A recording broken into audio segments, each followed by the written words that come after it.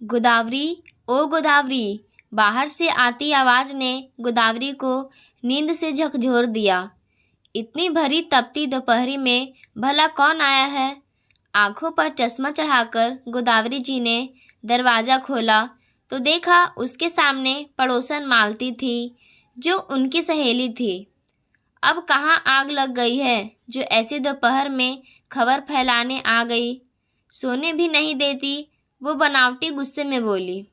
अरे, तुझे एक चटपटी बात बतानी थी तो मुझसे सब्र नहीं हुआ। सोचा बता दूं तो पेट का खाना पच जाएगा। वो अधीरता से बोली। हाँ, बता देना, लेकिन पहले अंदर आ जा।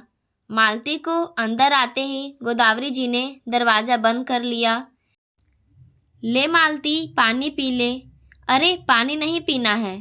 तुझे पता है रमिया काकी का बेटा उन्हें शहर ले जाने आया है।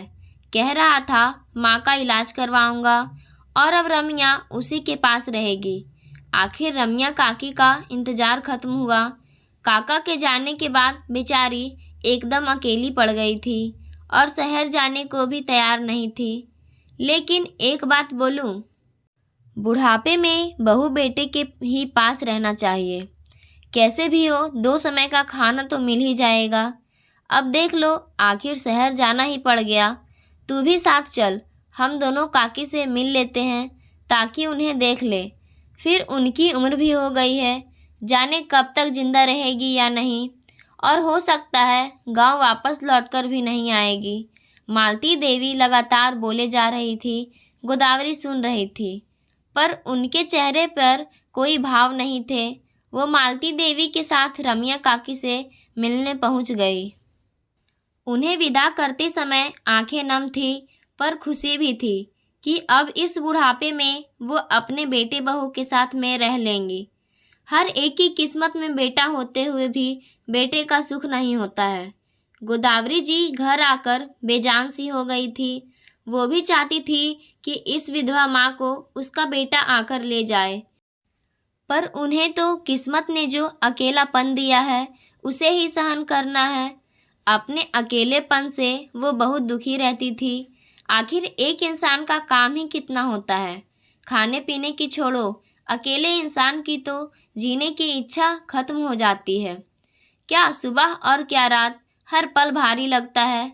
जब वो ब्याह होकर आई थी, बड़ी ही चुलबुली थी। सजने संवरने का बड़ा शौक था। अपने पति के लिए ही नहीं, खुद के लिए भी सजती थी। एक बार उनका पति शहर में फसल बेचने गया और 2 दिन में लौटकर आने को कहकर गया, पर उस शाम को भी वो तैयार हो गई।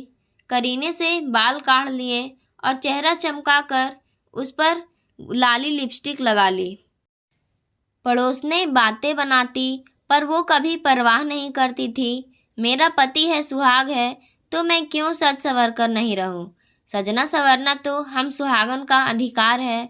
अपने शौक के चलते वो घर गृहस्थी के काम में भी निपुण थी।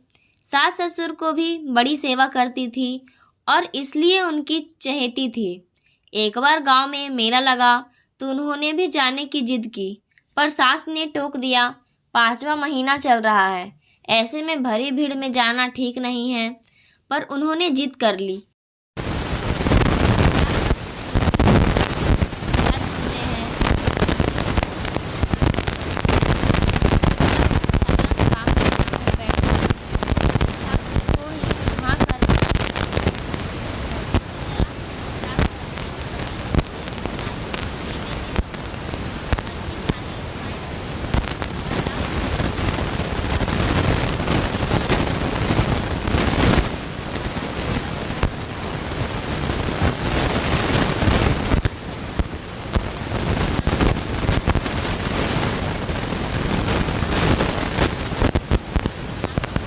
सुंदर था।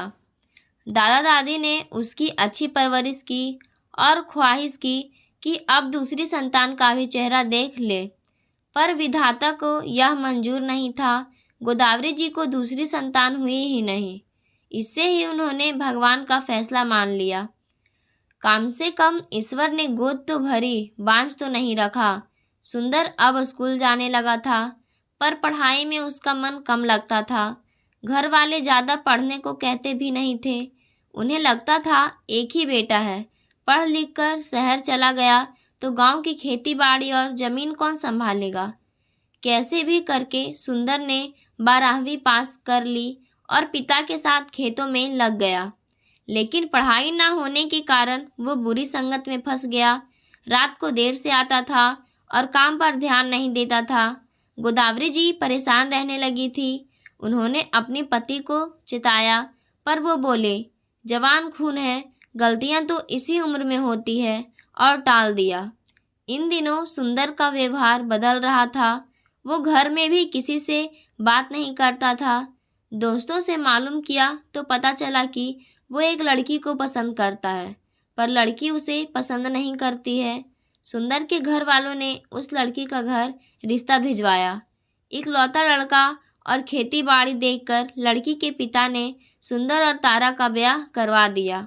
लेकिन उसकी पत्नी तारा इस रिश्ते से खुश नहीं थी। वो शहर में ब्याह करके शहर की ज़िंदगी जीना चाहती थी और हमेशा अपने ससुराल वालों को कोसती रहती थी।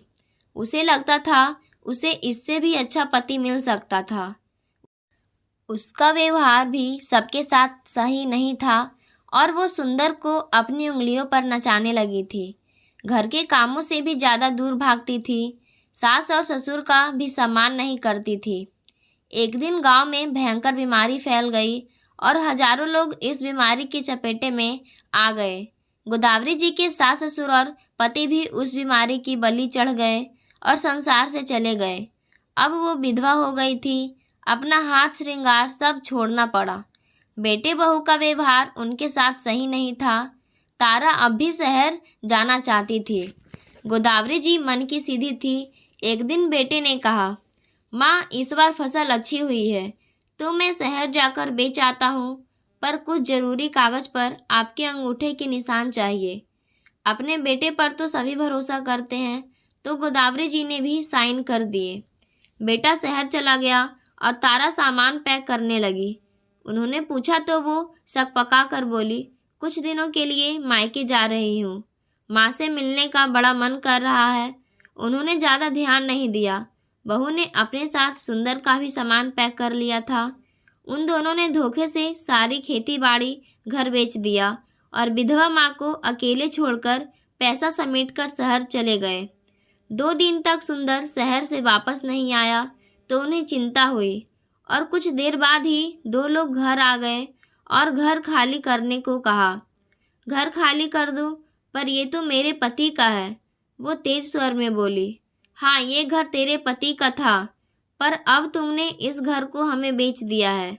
और अपने अंगूठे लगे कागजात देखकर वो सारा मामला समझ गई। बेटे बहू विधवा माँ को धोखा देकर चले गए। सारी खेती बाड़ी और ज़मीन भी बेच गए। अपनी विधवा माँ को बेसहारा छोड़ गए। गोदावरी जी ने घर खाली कर दिया। उनकी सहेली मालती देवी ने उन्हें सहारा दिया। उनके घर के पीछे का एक कमरा खाली पड़ा था, वहीं रहने को जगह दे दी। घर का कुछ सामान बेचकर तो कुछ दिन निकले। फिर वो लोगों के घर में गेहूं साफ करने लगी, मसाला कूटने लगी और 2 साल हो गए। उनकी ज़िंदगी ऐसे ही चल रही थी। उन्हें अब भी अपने बेटे का इंतज़ार था। तबीयत भी सही नहीं रहती थी। बेटे बहू ने जो धोखा दिया था, इसका उन्हें गहरा सदमा लगा था, पर जीवन तो किसी तरह बिताना ही था। ढलती उम्र में शरीर में 100 बीमारियां वैसे भी लग जाती है। अब वो थकने लगी थी, बीमार रहने लगी थी। गांव में कोई भी आता जाता उन्हें खाना दे देता था। अब उनसे ज़्यादा काम भी नहीं होता था। गोदावरी जी के दिन ऐसे ही बीत रहे थे। हर आहट पर लगता था कि सुंदर आ गया है। बेटा चाहे कितना ही मुंह फेर ले, पर माँ तो सदा अपने बेटे से प्यार करती है और उसका भला चाहती है। गोदावरी जी एक दिन शाम को टहलते हुए फिसल जाती है और उनकी रीढ़ की हड्डी में गहरी चोट आ जाती है। अब उनका चलना फिरना बंद हो जाता है। आखिर मालती देवी भी मजबूर थी और उनके बेटे बहू ने भी गोदावरी जी की सेवा और देखभाल करने से मना कर दिया। मजबूरन वो अपनी सहेली को गांव के ही सरकारी अस्पताल में छोड़कर आ गई। वहाँ नर्स और डॉक्टर ने उनका इलाज किया, पर ये कोई 1-2 दिन का तो इलाज नहीं था, इसमें महीनों लगने थे।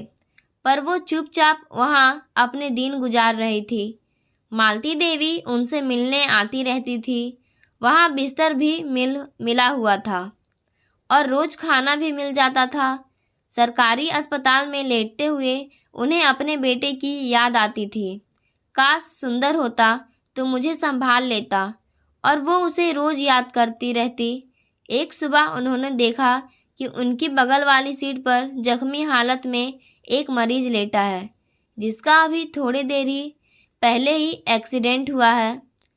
डॉक्टर उसका इलाज कर रहे थे। मरीज ने करवट ली तो सामने का नज़ारा देखकर उनके होश उड़ गए।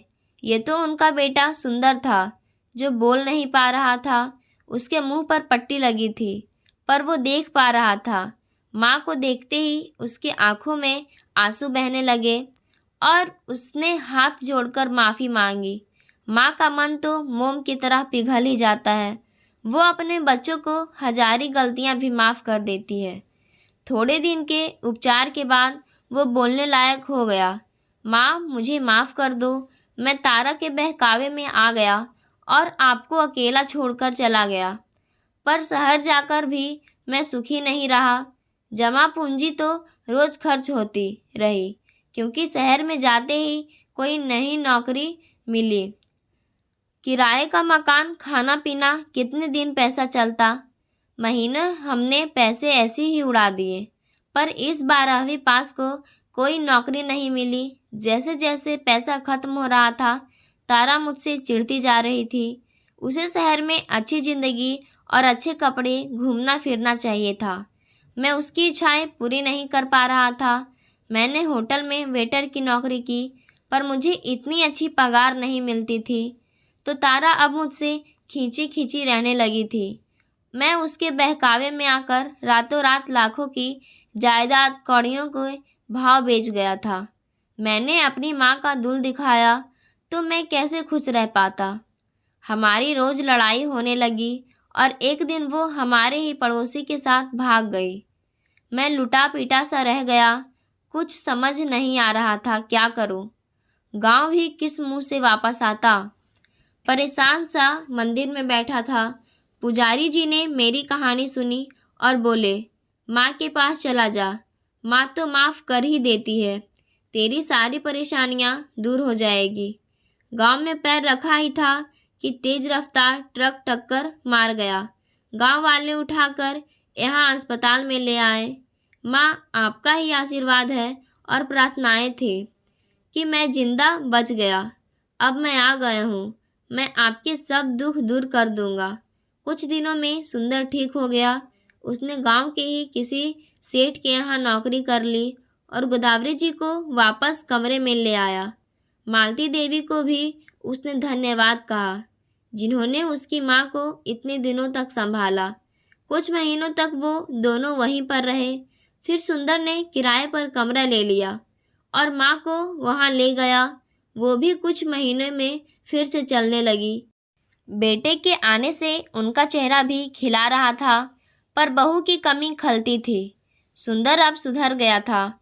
उसका व्यवहार अच्छा हो गया था। उसने पैसा जमा करके अपना घर वापस खरीद लिया और वो अच्छा कमाने लगा था। तो मालती देवी ने अपनी छोटी बेटी के लिए सुंदर को पसंद कर लिया।